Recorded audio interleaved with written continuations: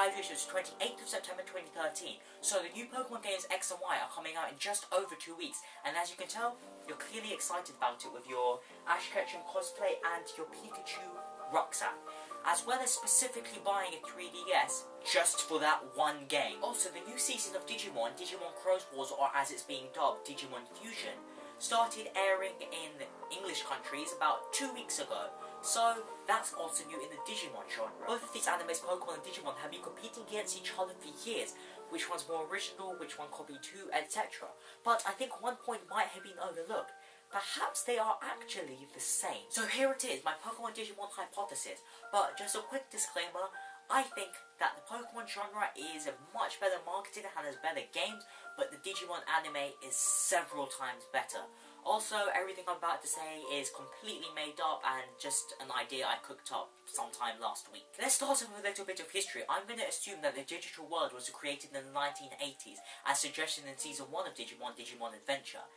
And not just one universe was created, but several parallel universes. This can be confirmed in Season 6 of Digimon, where all the heroes from the different generations come together to fight one common enemy. So now we've established that parallel digital worlds exist. Perhaps one of these digital worlds evolved into a Pokemon world, and I have 10 arguments for this. 1. We know that the geographical locations of both the Pokemon world and the real world are very similar. For example, Kanto exists in both the real world and the Pokemon world. Furthermore, in Digimon Adventure it is suggested that data from the real world is leaked into the digital world, and the digital world was designed to be very similar to planet Earth. Both of these stories sound very similar. 2. Pokemon could be captured in Pokeballs as if they were just data, and then transferred across computers. Does this not sound very similar to a Digivice? 3. The whole process of evolution in Pokemon and Digimon are very, very similar. However, in Pokemon they are much, much weaker than the final evolutions of Digimon.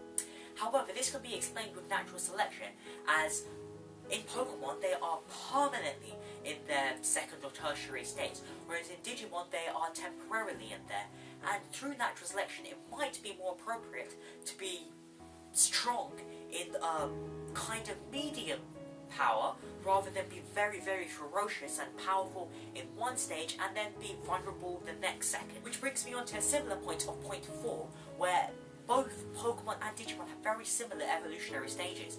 In Digimon you have Rookie, Champion and Ultimate, and in Pokemon you have the basic Stage 1 and Stage 2, and they both come from eggs too. The only difference is that in Pokemon, only some Pokemon have baby forms, whereas in Digimon all Pokemon have a in-training and a baby form too. However, as a previous point stated, in natural selection it's not the greatest thing to be vulnerable for a long period of time. So, perhaps the Digimon evolved to get rid of those vulnerable stages and kept their permanent stage and went straight onto their basic form. I may be drawing out this evolutionary thing a bit too much, but point 5, Mega Evolutions, introduced in Generation 6 of Pokemon, or should I say, is going to be introduced in 2 weeks from now in Generation 6 of Pokemon. It's also a secret form of evolution that can only be obtained in some circumstances that we actually don't know yet. We'll find out in a couple of weeks. But in Digimon, it's also a very unlikely form of evolution that only 2 of the 8 Digigestants were able to find. And they're both secret, very powerful evolutions, the final stage of both Pokemon and Digimon. This is too similar to be just a mere coincidence. Point 6, you may be wondering now, how is all this evolution occurring in just a measly 20 or 30 years? Well, we know from Season 1 in Digimon that 1 minute in the real world correlates to 1 day in the digital world. So, 20 years correlates to 10.5 million years, which is plenty of time for evolution to take its course, as we can see in the real world's history. Point 7, human interaction. In the real world, it is hypothesized, or the most likely hypothesis, the one accepted by the scientific community, is that there was a tribe in Africa that dispersed and extended to all parts of the planet as we know today. So, I don't know how many people that are suggested, I haven't really looked it up, but hypothetically, if you were to take 100 people, they could populate a planet. So, hypothetically, in the 1980s, if 100 Digigestants were to be sent to the digital world, they could easily populate the entire planet in 10.5 million years. Point 8, there are 4 members in the Pokemon League, which is an odd number. Well, it's actually not an odd number, it's an even number, but it's a strange number to have. There are also 4 members of the Dark Masters, which are the strongest 4 Digimon, which the champions or the heroes, the Digidestiners, have to defeat.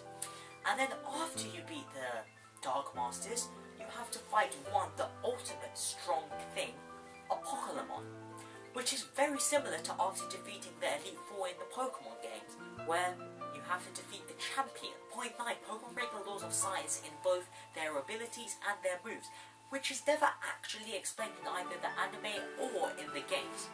It is, however, explained in Digimon, because you can program a game to be anything you want it to be, have any rules that you wish, and in fact some scientists do that to see how a small alteration in something like the speed of light, a constant like that,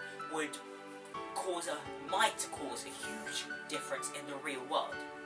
So it is explained in Digimon, but not in Pokemon.